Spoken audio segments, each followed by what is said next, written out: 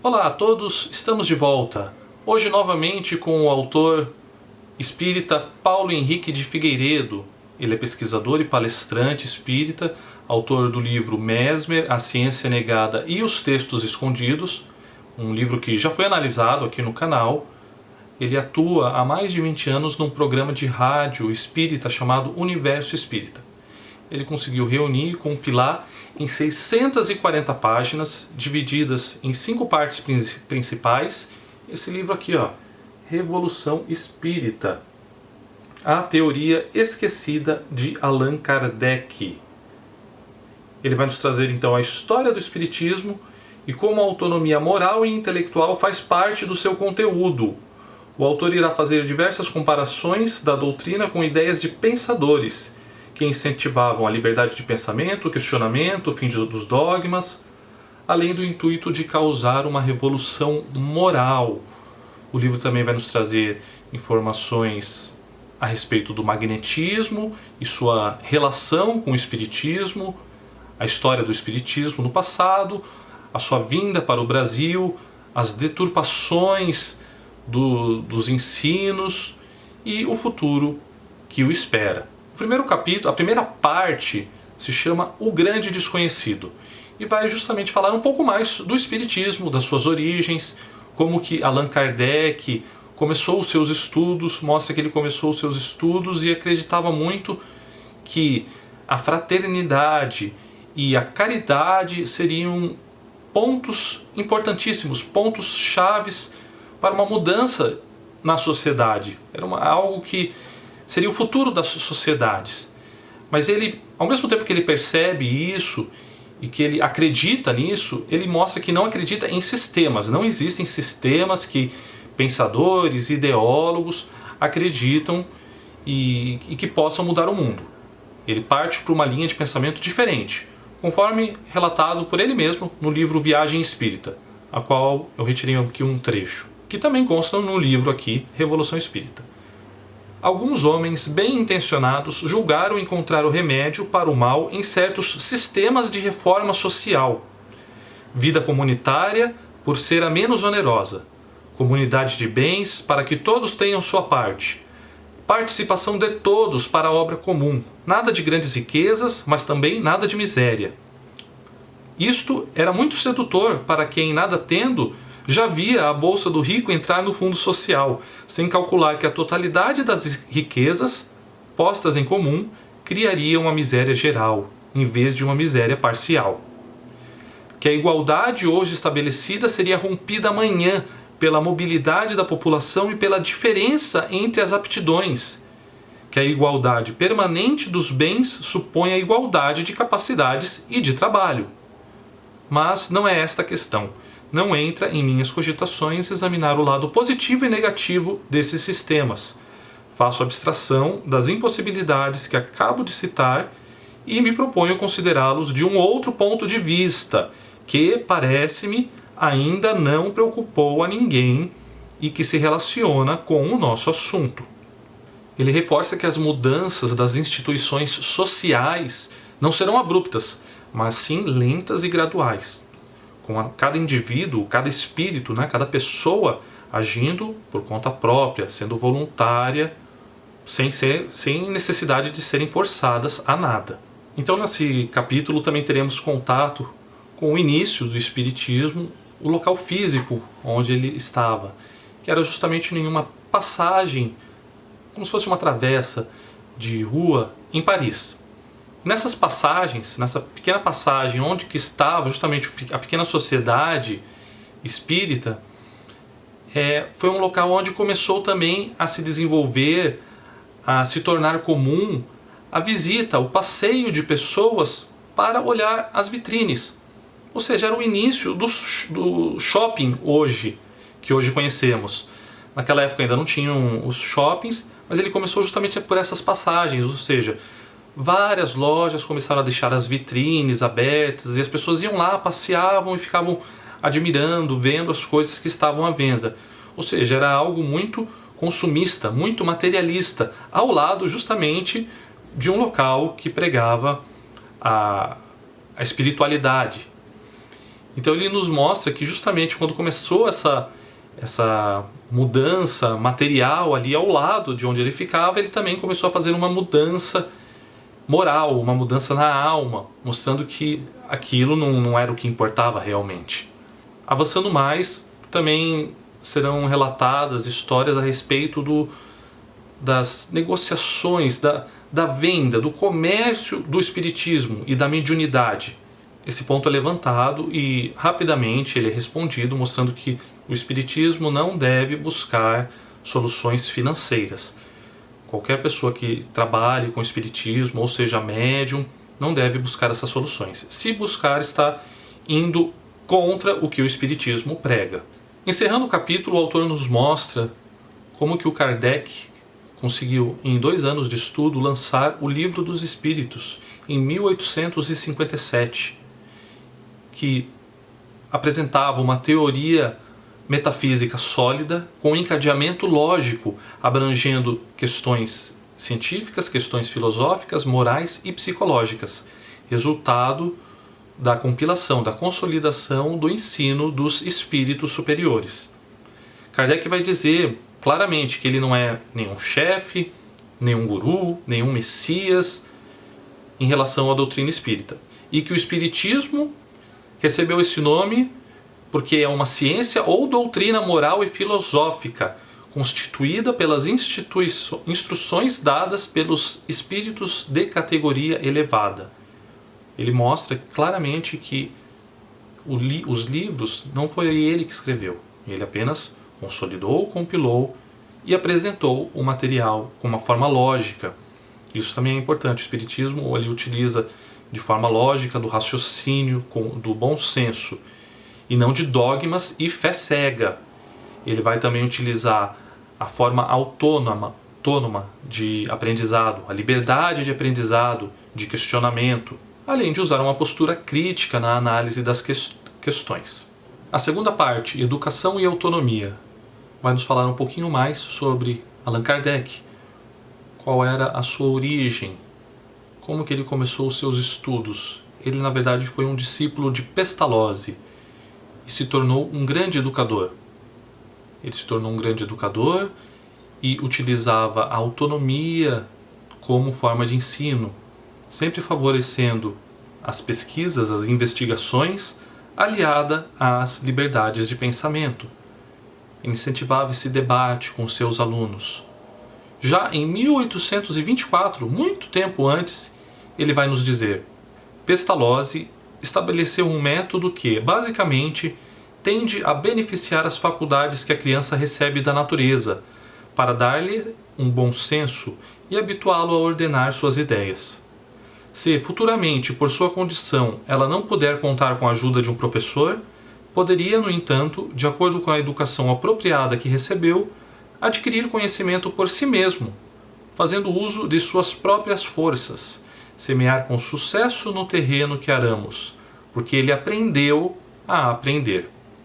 Esse favorecimento, uma postura crítica, será fundamental para o surgimento e o desenvolvimento da ciência espírita, onde o diálogo mútuo é a forma adequada de ensino e de aprendizado. Esse diálogo, claro, irá se basear nas obras compiladas e consolidadas dos espíritos, que foram nos apresentadas por Allan Kardec, as 5 obras básicas.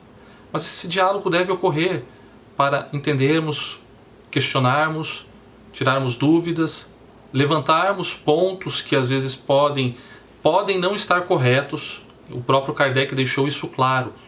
A ciência espírita não é final. Se ela tiver algum erro e for provado que existe algo de errado, ela pode então corrigir esse ponto. Então esse é o modo de ensino do espiritismo, e não através de catequese, de fé cega, ou seja, do que for de um modo onde o ensino é imposto e não pode ser questionado. O autor, Paulo Figueiredo, vai nos mostrar que muitas religiões se utilizaram desse método de catequese para ensinar e criar pessoas que são cegas e só entendem aquilo que foi ensinado, não podem questionar. Por quê? Porque isso daí, se você questiona, você pode pôr em xeque alguma autoridade, você pode pôr em xeque alguma instituição e fazê-la ruir. Ele também vai nos mostrar que isso está muito ligado à questão do castigo e recompensa. Por que existe o castigo e a recompensa? Então ele mostra que caso uma pessoa não cumprisse, não seguisse um ensino ou algo, algum ponto que fosse debatido, ela poderia sofrer um castigo. Então ela teria que aceitar passivamente para não sofrer o castigo. Ou, caso contrário, se ela fosse bem-sucedida e aceitasse o que está sendo dito e as regras impostas, ela receberia então uma recompensa, seria bem vista perante os olhos daquele que está ensinando. E para chegar a esse ponto ele vai nos trazer então, o Paulo Figueiredo vai nos trazer alguns debates antigos, começando com Agostinho, um debate entre Agostinho e Pelágio será apresentado. Em seguida também teremos um debate, já no Iluminismo, na época da Renascença, entre Lutero e Erasmo. Serão alguns debates interessantes, pontos de vista interessantes que nos fazem entender melhor a questão do castigo, das recompensas e do modo como o ensino é propagado nessas religiões tradicionais. Figueiredo então também vai nos dizer: atualmente a maior parte da população mundial se submete a um conceito de moral pela fé cega, dividido entre as diversas denominações religiosas. Persiste a orientação dogmática da tradição milenar. Mais de 2 bilhões de cristãos, somados a 1 bilhão e 600 milhões de muçulmanos, ou seja, mais da metade da humanidade, acredita numa divindade que escolhe quem merecerá a sua graça e os que serão lançados na condenação eterna, que julga, castiga e recompensa de acordo com sua vontade. Vivem pautados pelo medo, seguindo regras, rituais e adulando para obter seu perdão, nesta ou noutra vida. E teremos então também essa comparação junto com a ciência, que a ciência veio e começou a estudar muito as coisas físicas, mas deixou o homem de lado. O próprio Rousseau já vai ser um desmancha-prazeres e mostrar que se a ciência avançasse muito nesse estudo apenas das coisas e deixasse o homem de lado, ela teria não teria um futuro muito bom pela frente. Traria muito sofrimento e desgraça para a humanidade. Continuando um pouco mais sobre o pensamento de Rousseau, o autor vai nos mostrar também que ele acreditava que a origem de muitos dos males da sociedade aconteceu justamente no momento em que o homem começou a acumular riquezas. A partir do momento que ele não tinha mais o suficiente para se alimentar, para se vestir, e começou a acumular, foi nesse momento que começou a surgir alguns males da sociedade, como o egoísmo e o orgulho. Ele também vai criticar, um pouco mais para frente, a propriedade. Por conta disso, ele vai lançar um livro que se chama Tratado sobre a Desigualdade, que é um livro de Rousseau, mostrando que isso daí foi fazendo com que o homem ficasse pior e pior. A terceira parte, a Revolução Espírita, vai nos mostrar então como que o Espiritismo foi qualificado justamente como uma ciência, mas que ele não se encaixava nos moldes da ciência tradicional ou da ciência como conhecemos hoje. Pois a ciência, como a conhecemos hoje, ela é dogmática e materialista.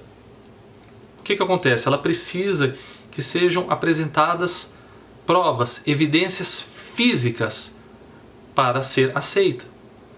Então ele nos mostra que, embora o Espiritismo seja uma ciência, ele não se encaixa nos padrões da ciência atual. Mas isso não quer dizer que ele não se utilize de métodos que a ciência utiliza. Ela é uma ciência de observação e não de imaginação. Ela também se utiliza de investigações, de experiências para analisar os casos. São pontos em comum com a ciência tradicional. Kardec vai nos dizer que o elemento espiritual, como parte e realidade da natureza vai causar uma revolução na ciência. Assim como o elemento material causa uma revolução material, o elemento espiritual irá causar uma revolução moral na humanidade.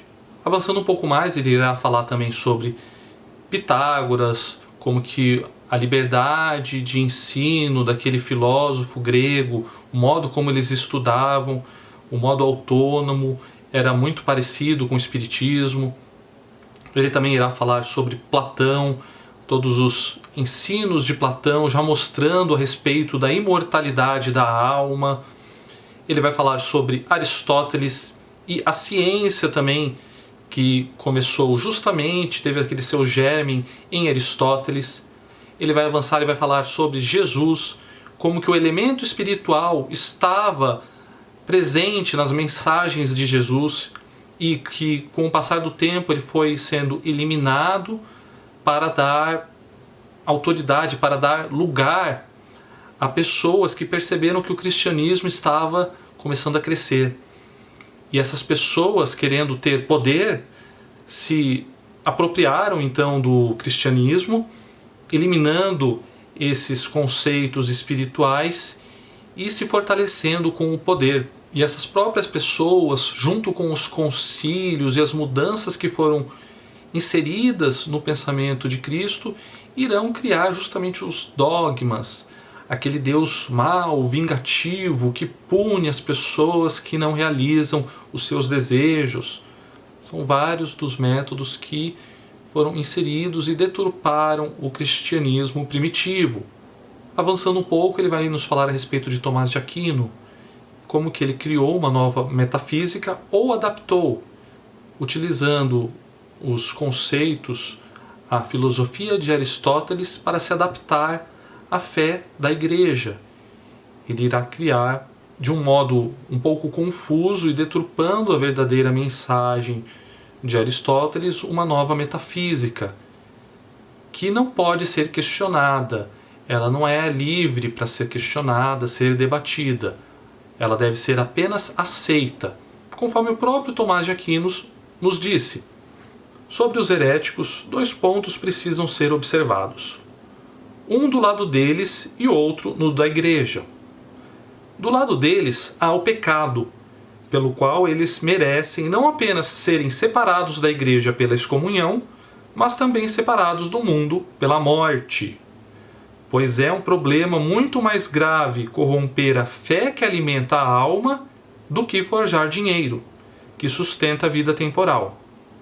De onde se conclui que se os falsificadores de dinheiro e outros malfeitores são condenados à morte, por isso pelas autoridades seculares, há muito mais motivos para os heréticos, tão logo sejam condenados por heresia, para que sejam não apenas excomungados, mas executados. Avançando, ele vai nos dizer que o fim do velho mundo começará com as novas descobertas científicas a respeito do universo, com Copérnico, Galileu, Giordano Bruno, Kepler, Laplace, entre outros. Ou seja, está começando a ser pavimentado um novo caminho que irá dar espaço ao surgimento do Espiritismo. Já com Kant, ele vai nos falar a respeito da necessidade da experiência, desenvolvendo o pensamento crítico, as ideias de fé racional e a religião natural. Ele irá transformar totalmente o saber metafísico, conforme Paulo Figueiredo nos diz. O conhecimento não nos chega pela impressão dos sentidos e aborda a nossa mente vazia.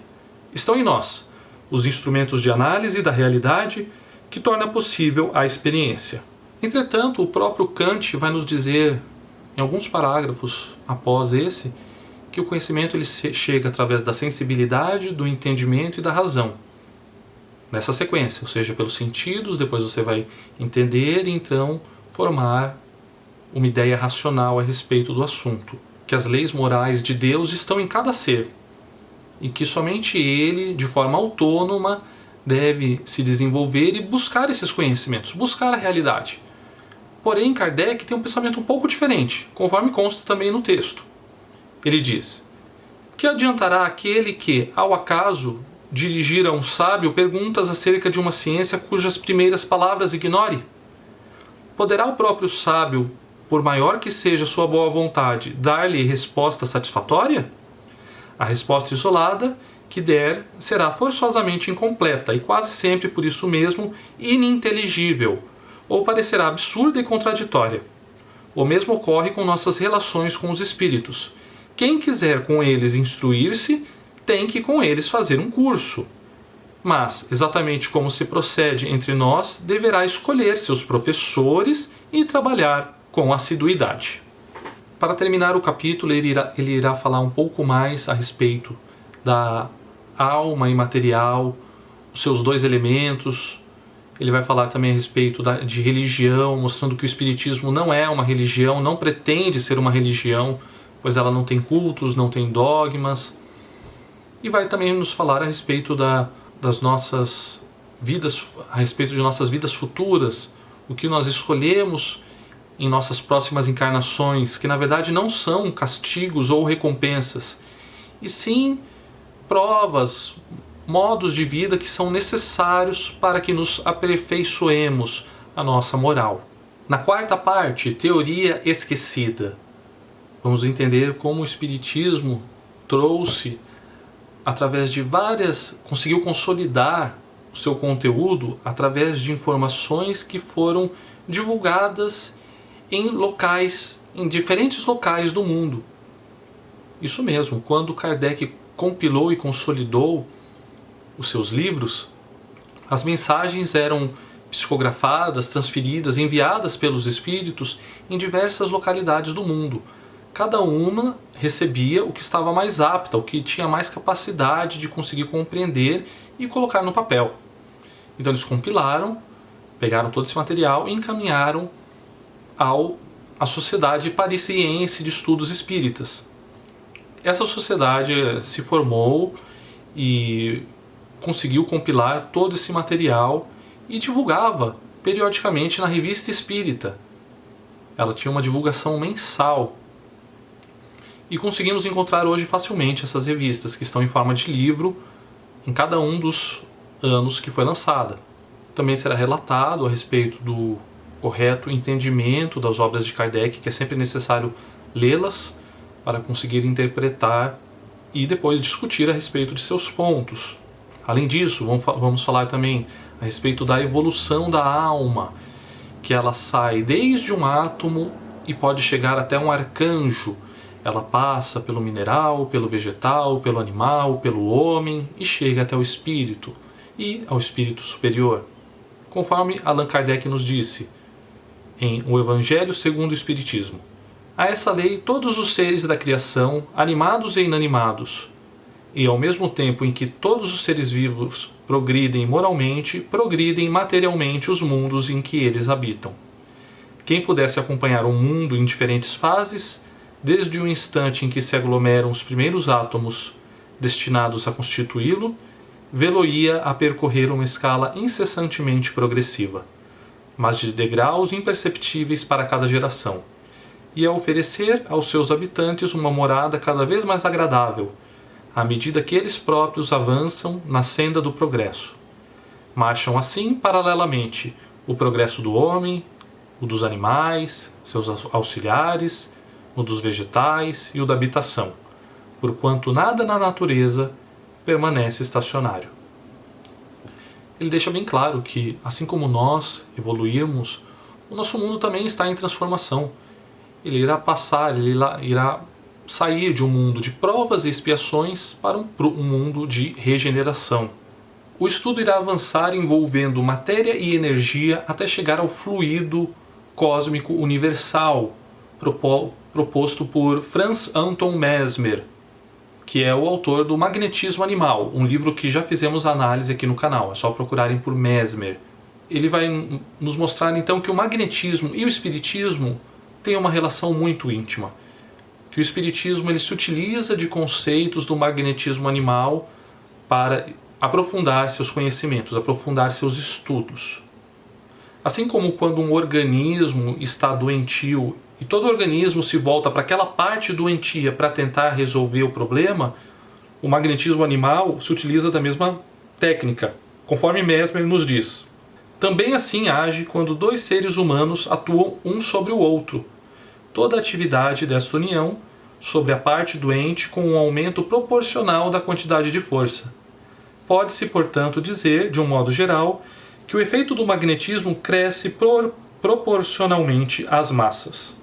O magnetismo animal tem o intuito de antecipar a crise no processo natural de cura, fazendo com que o paciente assim sofra menos, ele não fica tanto tempo esperando que chegue a crise para depois ser curado. No capítulo final, a causa espírita à frente vai nos trazer uma recapitulação das principais mensagens de Paulo Figueiredo a respeito do Espiritismo.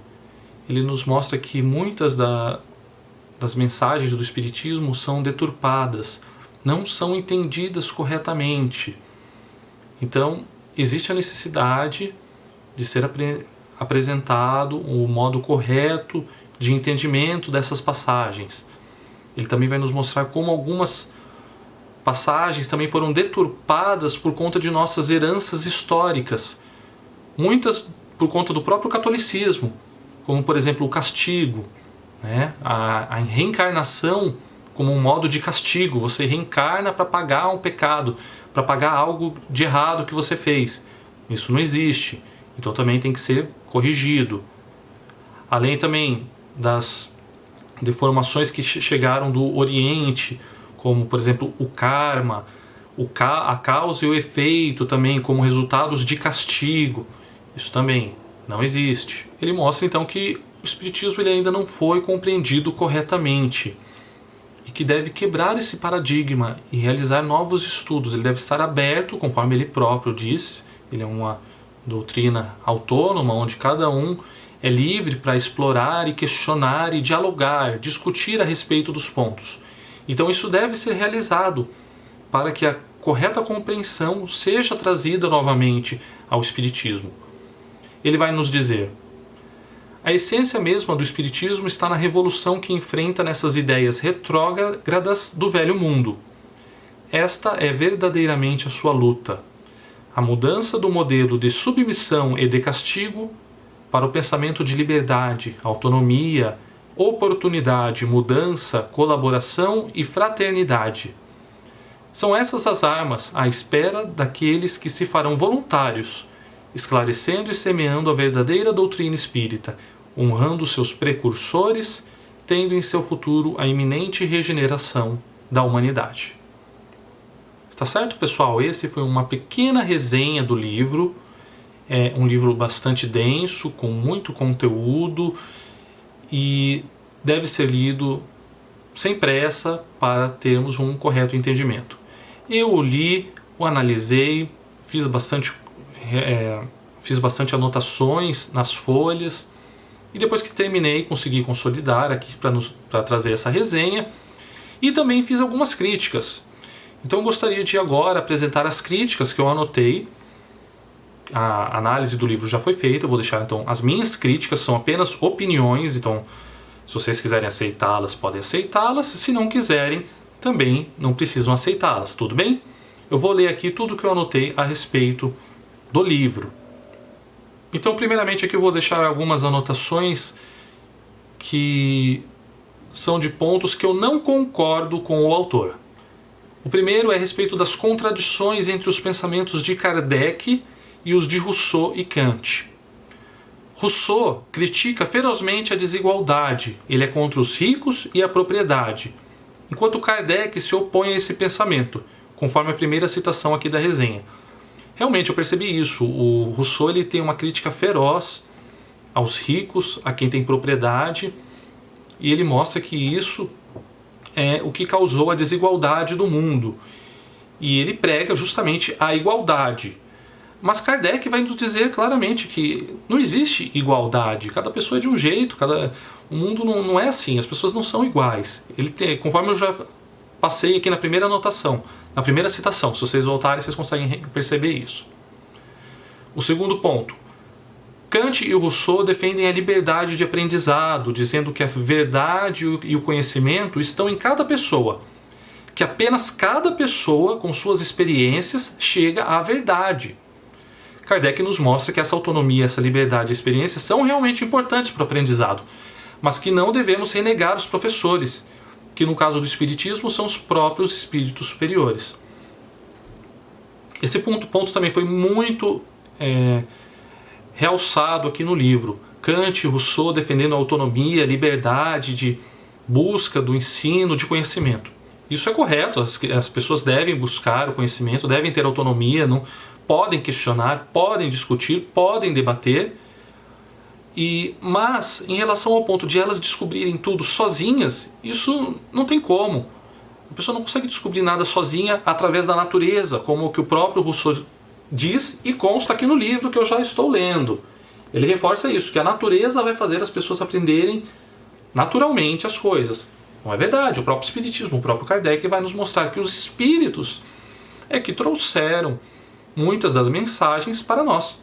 Nós iríamos analisá-las, questioná-las, criticá-las, conforme o próprio Kardec fez, discuti-las, e se estiverem coerentes, então iremos compilá-las e apresentá-las. O terceiro ponto, ainda nas contradições entre o pensamento de Kardec, Rousseau e Kant. Kant também se contradiz em suas próprias palavras e pensamentos confusos. Em um momento diz que não podemos aprender pelos nossos sentidos, pois o verdadeiro aprendizado está em nossa mente. Depois entra em contradição dizendo que o primeiro conhecimento é adquirido pela sensibilidade, deixando-nos sem saber no que acreditar. Realmente tem isso aqui no livro, consta uma primeira parte falando que a pessoa aprende não pode dar razão aos sentidos, e depois ele fala que não, que os sentidos é o que trazem a primeira verdade a respeito do conhecimento. Então é muito confuso, fica difícil de entender. A segunda crítica é em relação às críticas que o Paulo Figueiredo fez em demasia em relação justamente a Platão. Enquanto ele estava favorecendo e exaltando muito Kant e Rousseau, ele fez muitas críticas a Platão, principalmente por conta da sua obra Fedro. Então eu pus aqui, por conta de sua obra Fedro, não reconhecendo adequadamente os grandes benefícios que esse filósofo nos deixou, como o próprio reconhecimento do mundo espiritual e sua importância, além de deixar de mencionar o método da dialética como aprendizado, um método livre e experimental, que serve muito mais para o ensino do que o legado de Rousseau, Kant e outros. Realmente ele vai questionar, falar muito a respeito dessa obra do Fedro, que fala a respeito dos castigos, que vai ter recompensa e castigo, mas ele não mostra tanto o que Platão fez falando a respeito da imortalidade da alma e de todos os seus diálogos que foram apresentados e nos servem de ensino, de aprendizado, mostrando essa liberdade, essa autonomia de aprendizado, de questionamento, de conhecimento. Então isso daí eu também achei que ele exagerou. Terceiro ponto, a citação intensa de autores que têm todos o mesmo ponto de vista.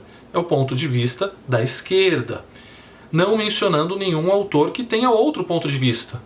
Ora, se o próprio autor defende a liberdade e diversidade de opiniões, por que não se utilizou de outros pontos de vista quando redigiu o seu livro?